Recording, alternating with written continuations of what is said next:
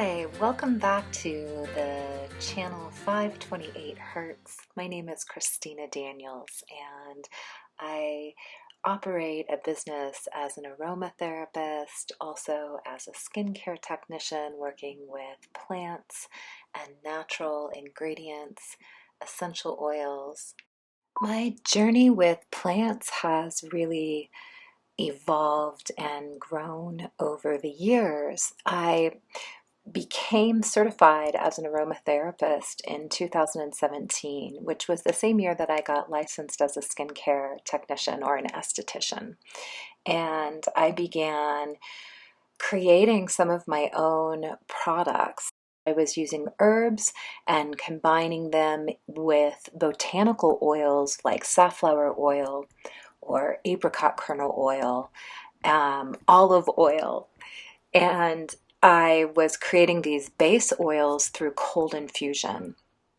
And then these base oils I could use with aromatherapy clients. So if somebody were to come in seeking a blend that might offer anti-inflammatory qualities, I would think about the lavender plant, and I have an oil infusion which is a safflower based oil with creosote and lavender inside of it. And both of those plants offer incredible anti-inflammatory qualities, in addition to a bunch of other wonderful benefits. Did you know that we can trace our use of lavender back more than 2,500 years? Traces of lavender have been found in the tomb of King Tutankhamun, and in 1922, 3,000 years after the tomb was sealed, it is reported the lavender still had a bit of fragrance. Romans have used the lavender for its aromatics in soothing baths and for washing. Hildegard von Bingen, who is a German mystic, used the oil of lavender to treat headaches and toothaches. Now, Hildegard was born in 1008 AD, so this is the Middle Ages. Ancient Greeks used lavender to treat body aches and pains and to improve sleep. You may not know, and this may be your trivia of the day, but antibiotics and penicillin weren't really introduced on a large scale as a treatment for infections until late 1930s to mid 1940s. So before these drugs were available, some doctors and even military surgeons were relying on the powers of essential oils to promote recovery in the skin following surgery. One of my favorite stories is about René Maurice Gattefossé, who was a scholar, a chemical engineer, and a chemist who specialized in producing extracts for perfumes. This is what led him to the lavender fields of Provence, where René found the living and working conditions of some of the agricultural workers and farmers to not be up to standard. And so he set about to remedy that. And so he worked really hard to raise the standard by being one of the first unionizers in the lavender oil production industry. And it was through his relationship with the farmers that he was taught information about the medicinal uses of lavender. And it's rumored that this was the information he fell back on when Gattefossé had a chemistry accident in his lab. This accident resulted in burns, which, when provided with the traditional treatment, did not heal and instead turned gangrenous. So when the wound didn't respond to any of the traditional treatments, he went to lavender oil and began applying that to the burns, and his skin healed. So, needless to say, I believe that Gattefossé was a huge fan of lavender moving forward from there.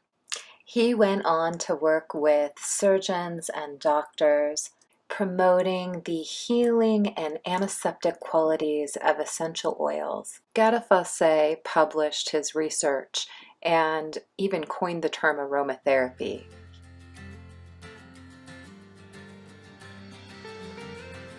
Another interesting lavender story takes place in World War II. It's rumored that when British hospitals ran out of solvents for cleaning and disinfection, they reverted to using lavender essential oil or lavender oils to disinfect and clean. So it's pretty apparent lavender can come in handy for healing and disinfecting. It's great for anti-inflammatories. We could go on and on with stories, but there are some really important safety features that you should know about lavender, really regarding the plants themselves. Did you know that there are over 47 different species of lavender? Lavender itself is a perennial flowering plant in the mint family, and it's native to the Mediterranean coastline, the Middle East, and parts of Africa. Because there are so many different species of lavender, which means different types of plants, each of those species has a different chemical makeup. Now, luckily in the essential oil world, we just use a handful, not all 47 species. But let me break down the handful that we do work with. The first one that you might be most familiar with when you think of lavender is known by its Latin name, Lavandula angustifolia. Now, this is also in its common name referred to as English lavender, but this type of lavender is not native to England. Instead, it grows in the Mediterranean. It's also sometimes referred to as common lavender. So, knowing the Latin name for the plant is going to really help you, not only if you're a gardener, but if you are working with the essential oils of the plant. Lavandula angustifolia is usually what people associate with the relaxation lavender, and that's because of two chemicals that are profoundly available in the plant itself. That's linalool and eugenol, and together they create that response where people take a deep breath and they just unwind. These two chemicals aren't as highly occurring in Lavandula latifolia, and this is a different species of plant. This is known as spike lavender or Portuguese lavender. It grows in lower altitudes. It produces more oil. So when you are distilling for the essential oil, oftentimes you will see lavender as the listed oil, but if you don't know the Latin name, you won't know if it's Lavandula latifolia or if it's Lavandula angustifolia.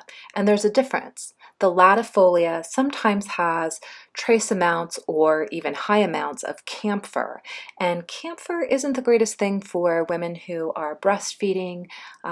It's also not a great combination with folks who have epilepsy.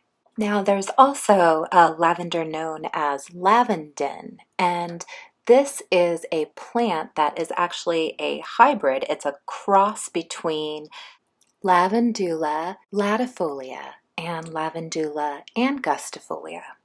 Now, as far as production goes, the world's entire annual production of English lavender or Lavandula angustifolia is only about 200 metric tons. In contrast, the annual worldwide production of lavandin is 1,000 metric tons, which is almost 5 times as much. This means that in your ingredient list, both for natural skincare products and essential oils, oftentimes you're going to see lavandin listed as the Latin name for the lavender. Then there's Lavandula stochas. This is known as butterfly lavender or French or Spanish lavender. Again, those are the common names. So the Latin name is Lavandula stochus, and that particular plant produces an essential oil which is wonderful for colds or respiratory infections. Very different aromatically as well as different chemical makeup of the essential oil, differing from Lavandula latifolia and Lavandula angustifolia and the lavandin. So it's important to remember when you are working with lavender essential oils, you need to pay attention to the Latin names. Different species equals different chemicals for different ailments. So in wrapping up, lavender makes a great ingredient for hand salves, infused oils. It's wonderful for aromatherapy, and knowing the different plant species will help you to be better at blending in whatever way you use lavender. Thanks so much for your attention today, and I'm wishing you a great day moving forward. If you are interested in lavender as an aromatherapy product or just looking at some self-care tools, please check out my website at ChristinaLDaniels.com.